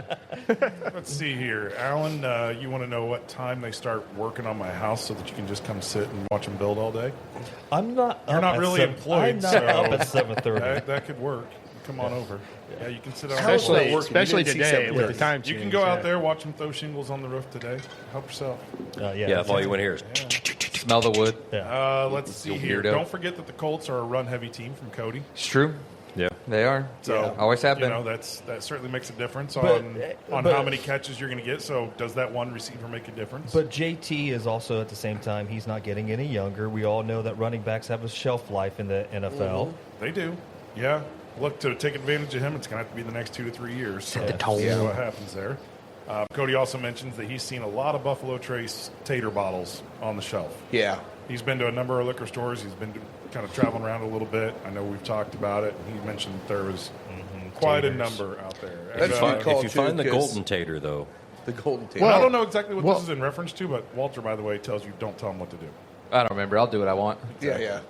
Well, King of something else, Kentucky, too. Oh, real go ahead. quick. Go ahead. Yeah, just want to say to that point that Cody made, Louisville Costco yesterday had King of Kentucky. Yeah. Really? Yeah, for I think it was like $250, $260. I mean, SRP. It probably lasted 30 minutes, but But there's a couple you're dozen. seeing There was some- a lot of bottles down there. that's a unicorn bottle Yeah. that Yeah. never shows up. And for well, Costco to 99 get a plus. pallet of it, like that's pretty crazy. Well, and Alan, I heard a kind of a funny story. So Heaven Hill, they released last year the Old Fit 7-year, and it's supposed to be a shelf-stable bottle. The first one was allocated because they got it out in the market. It was supposed to hit all the stores. Well, we found out the reason why we haven't seen it in stores is because they have one person that was doing all it's basically the tax stamp label on them. They can't keep up. They promised everything in the world. Now they can't keep up. And Heaven Hill has offered to buy them a machine, like a $500,000 machine. And they're like, oh, no, we got it. They're like, we have a bunch of product we have to release. You guys don't have labels on it. You will take this Yeah. You will machine, take it. and we're paying for Yes. it. Shut your so mouth. hopefully Yeah. we'll start seeing that. Yeah. And we did get a case of You it will in take here, this so and like it. you can get that now back here again. It's a really good product. It's going to be a great product once it's on the shelf. You know what they everywhere. do? Just hole punch the corner of the labels and then tag the bottle. You can put the label on at home. There you go. I don't think it's They're legal, still but okay. selling Yeah. it. No, they're selling it with the label though. I think it has to be over the cork, doesn't it? Or I don't know. Or by the cork or something. I don't know. It doesn't have It's to be not legible. real. Just It's not a real tax. Yeah. It's fake. So we'll be seeing that more of that coming up. yeah. Yeah, you're over here screwing around with our new What do setup, they do? our new software, and you put up like and subscribe, and Walter was saying, don't tell me what to do. That's what it was. That's what it was. Yeah. So like and subscribe, definitely. We always appreciate that. Tell your Rob, friends. Rob, we got the 4th anniversary has wrapped up. Wrapped up, yeah. But that doesn't mean that the fun here at Final Third Cigar and Whiskey Lounge Nope. is over by the- any means. the We're fun going never into, ends. into spring. We're going into summer. What else The we got patio's coming up? open. Look at the Patio's open. sunshine out there. Hey, we It'll be actually had winter. to get the patio chairs out the other day because it was so packed in here. And that was actually still a pretty nice day. It got a little chilly towards the Well, end. that's what 60s. cracked me up. Rob was like, "No, we can't do that. They're dirty." And I was like, "Nobody's going to care, man." Nobody I was cares. like, "We'll sit in them." Yeah. But it's fully opened out there now. Obviously, we've had some good weather. I think we have one day this week's going to be chilly. A little snow in the morning. It'll be fine by the afternoon. yeah, talk about too. You're going to open up early for March Madness. March Madness Thursday. Thursday we're going to open up at noon because games start at noon. So Not this Thursday, but a next week. Next yeah. Thursday. Yeah. Yeah, week from this. So we'll do that. Yeah, we're still in tournament time, so Yeah. Yeah. not NCAA tournament. Big Ten but tournament starts next conference. week, so that'll Yeah. be going on. Yep. Chicago Watch this all year. the basketball Shout out to the big Yeah. live daylight savings time Heck yeah. yeah. that ruined my hour of sleep this morning. You'll It be didn't fine. mind. I've been waking up early every day, and it's like I just woke up this morning. Well, all right, let's go. We talked about the Aladino event on Derby Day. We Yep. talked Yep. about the white release party, yep. with McAuliffe. Yeah. Derby Day is May 3rd. Aladino event here, and then McAuliffe event's going to be April the 9th. April 9th. Yep. So And we lots do of good have stuff we do coming. have like I said McAuliffe whites. We will have I think 3 or 4 boxes of each of the Robusto and Toro coming in this week. I honestly will probably be on the shelf by Tuesday. I would imagine at this point. So those will be Love coming that. in if you want to try them before we actually have Next the week event. we got Alan in here singing karaoke. Oh, Yeah. that's good. And I'd like to, Rob, I want to thank you on the podcast, you and Lisa both, for allowing me to take the part 2 of my certified spirits judge exam here at the lounge. And you and passed. you crushed it. And I passed. He crushed Way it. to go. Thank you. Yeah. Yeah, no, Appreciate you that. did a great job on that, man. That was kind of fun watching you go through the process too. And I know he gave you the accolades on this was very. He didn't say it was well written. He said that was beautifully written. So, so he's got a few more little codes after his name now that he can put on there to it's gonna be like a doctor with 47 Pink- Right. Yeah, Pink- abbreviations at the Pinky end. up. Pinky. Yeah. Pinky up, baby. Yeah. Like I said, you're one of 10 in the whole world 11 maybe. I don't know. Yeah. 11. Yeah. Who's counting? Yeah. Who's counting? 10, Well, 11. There's like 11. 8 billion people, so I mean, 357, 1 in 11, 358. 1 in 10. That's still pretty prestigious, man. It's pretty awesome, Yeah. dude. For That's those the that are same joining thing. us for the first time on the podcast, Will's kind of a big deal. He is Yeah. kind of He's a a big deal. huge Drop deal. his name in Louisville, and you'll get something. Yeah. Yeah. Except for when we went to Pursuit, they're like, "Who the hell's Yeah. that?" It was just a bartender, though. That's all Yeah. it was. So. Don't drop it at Aspen Creek either. No, I'll drop Derek's name there. Yeah. Absolutely. Absolutely. Yeah. Well, guys, thanks a lot again. Again, thank you so much. It's been a great 4 years. Some days it feels like it's been 30 years. Some days it feels like it's been barely a year. So appreciate you guys. Love the friendships we've had here. And Do want to say, I mean, in a few hours, we're going to say goodbye to one of our regulars here. Yeah. Yeah. And stuff, and sorry to see him go. Goodbye and stuff, but for now. For now. Yeah. But, Keith, obviously, if you've been to the lounge and stuff, Keith comes in here a lot. He's going to Spain. yes, Yep. he is. Moving to Spain. So we're Moving, having a little he's leaving tomorrow. tomorrow. And a big thanks for all that he's done within the community. Yes. Keith was part of Anderson Police The Department. local police officer. Yeah. You may have seen Detective. him. If you saw some big dude with a man bun out at the horse track, It wasn't me. I'm small. it was not. It was Keith. He was out there making sure that things went off well and that everybody's staying safe. We really appreciate his service and his friendship here at the lounge, and going to miss him. And We're if going to you- miss you, buddy. And if you're watching the podcast and you know him, we're having a little bit of a party for him this afternoon from 4 to 6. So come on in here. Definitely Come come on. on. Definitely say Come goodbye, hang out. 'cause Come in, say You may goodbye. not see him again. So Now, there's some people that through his career that's happy to see him leave. But they're still in jail, though. So I was gonna say, we most don't of talk them to are them. most of them are still Yeah. residents of the Behind state. Yeah. my brother-in-law just showed up. Hi, brother-in-law. Hey, there you go. Yes. Right on. Awesome. All right, guys. let's sign off here, Rob. All right. You can where find can me they find you? everywhere. Final Third Cigar. That's Cocky great. Wolverine. Find me at Scotty D's Modes. You can find me at both the visuals, Spencer Lee's, Go Get Follow, These Final Third Podcast. All things Big Al. And Moto Photo Will on Instagram. Thanks a lot, guys. We'll see you next week. Cheers. Hey, Tony.